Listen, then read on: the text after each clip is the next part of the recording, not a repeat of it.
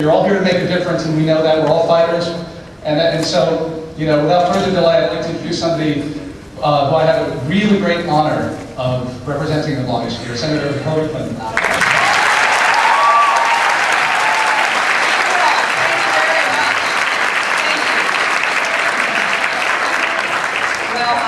I'm delighted to be here, and I thank you all for your understanding about working out the time, and I'm very grateful to you for that. I think I heard better.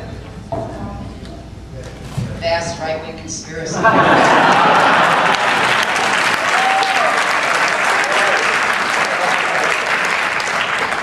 Well, let me start by saying something that might surprise some of you, because I'm aware that not everybody says nice things about me, but yeah, I know it's a burden I have to bear. But let me start by saying something perhaps a little unexpected, and that is thank you. Thank you for caring so much and being so involved in helping us create a modern progressive movement in America. And what you have done in a relatively short period of time is really to stand up against the right-wing noise machine, present an alternative with facts that back up what your arguments are and your claims are, and give a lot of support to what is the progressive agenda of the Democratic Party. I only wish that we had this active and fighting a blogosphere about 15 years ago, because we have certainly suffered over the last years from a real imbalance in the political world in our country. But we are righting that balance, or lefting that balance, I'm not sure which, and we are certainly better prepared and more focused on taking our arguments and making them effective and disseminating them widely, and really putting together a network in the blogosphere, in a lot of the new progressive infrastructure institutions that I helped to start and support, like Media Matters and Center for American Progress. We're beginning to match what I had said for years was the advantage of the other side. Hi, Senator. I'm Geraldine Merritt. I'm from Denver. I'm a criminal defense lawyer, and I write Talk Left.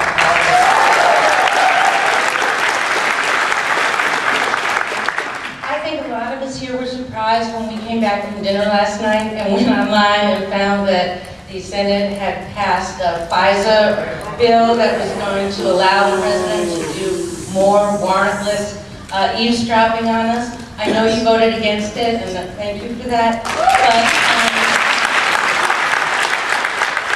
But my question is twofold. First is, if you're elected president, what kinds of warrantless eavesdropping would you permit and would you not permit, and for what reasons? And second of all, why is it, and how is your Attorney General going to be different than Alberto Gonzalez?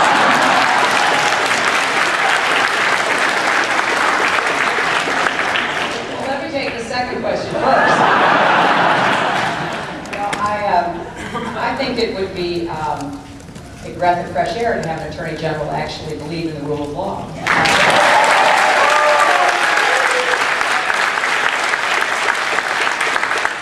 And it's been a mystery to a number of us.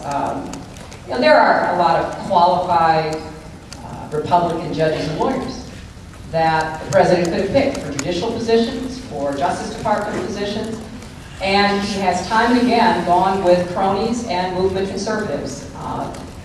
Look, I think that President Bush has conducted a very dangerous experiment in extremism in our country, and has turned away from basic tenets of our Constitution, our separation of powers, our checks and balances.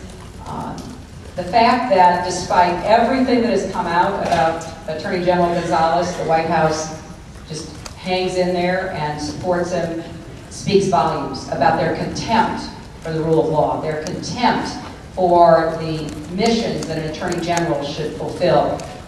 Everything from enforcing civil rights and voting rights to actually giving the White House accurate information about legal precedent and about the obligations that a president should fulfill under the Constitution. So I think that Attorney General Gonzalez should be removed or he should resign. And I hope that the ongoing investigations that are pursuing what he did, his misleading statements and his actions will continue, because accountability is a primary priority of any nation that believes it is operating under the rule of law, not the rule of Bush. And I think we got to make that a distinction. Secondly, I voted for a Democratic alternative last night. Obviously did not succeed. But I think the debate will go on, because even the version that the White House was supporting has a sunset in it. So we do have the opportunity to try to get a better understanding of what is in these programs. I mean, one of the problems is, I'm not on the Intelligence Committee, but even those with whom I serve who are, don't have a very clear understanding of what it is we're talking about.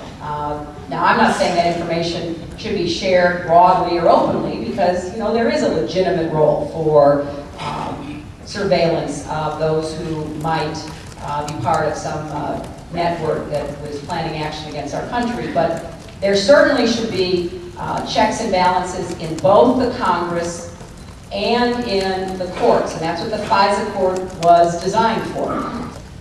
Doing what I'm advocating in my campaign, the big goals I want to set: universal health care, a new energy agenda that protects our security, increases our fight against global warming, helps to create millions of new jobs, an education agenda that starts with pre-K going through college affordability, looking at reforming the government, ending the cronyism, increasing transparency and openness, getting back the old-fashioned idea that we might start appointing people again who are actually qualified for the positions that we ask them to hold.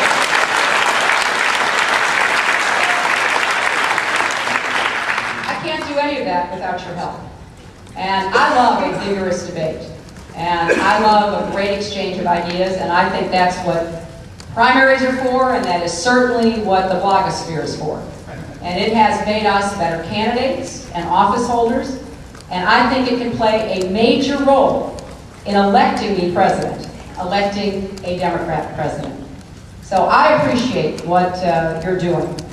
Not everything you're doing, but enough. I invite you to really be partners with my campaign. That doesn't mean, you have to support me, although I wish you would, but it does mean that we want to hear from you. So take Peter's invitation seriously. Let us have your ideas. Let's be as creative as we can to reach out to people who don't already agree with us. That's the hard part in politics. We just talk to ourselves, we sound really smart. But we've got to figure out how to break down the barriers in talking to people who may not agree with us. And so we've got to reach out to people who may never read a blog, may not agree with you or me 100%, but who know in their core that we have to have a new direction in this country. That's my mission. I am here to win and change America, and I thank you for everything.